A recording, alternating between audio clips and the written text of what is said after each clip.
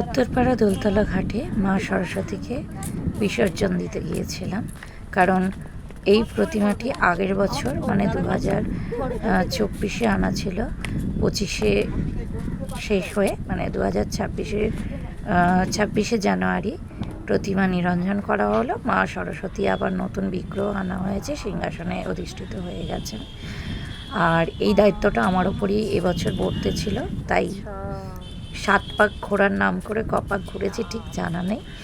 তবে সেই সময় ভাটা চলছিল গঙ্গায়, সেই জন্য একটুখানি সুযোগ পেয়েছিলাম একটু নিচের দিকে যতটা নামা যায়, কিন্তু পথটা খুব পিচ্ছিল, তাই ভয়ে ভয়ে নামছিলাম। দেখতেই পাচ্ছ বন্ধুরা, একটু মনটা খারাপ লাগছিল।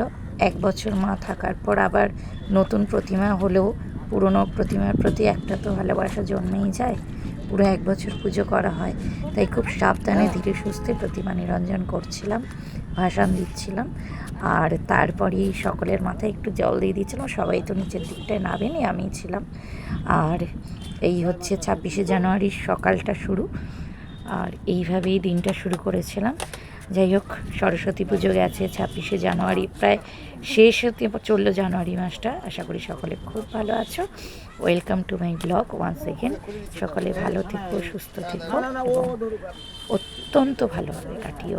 আর দ্য পিয়ালি লাইভে সকলকে আবার ওয়েলকাম জানাই। এইভাবেই সকলে থেকো।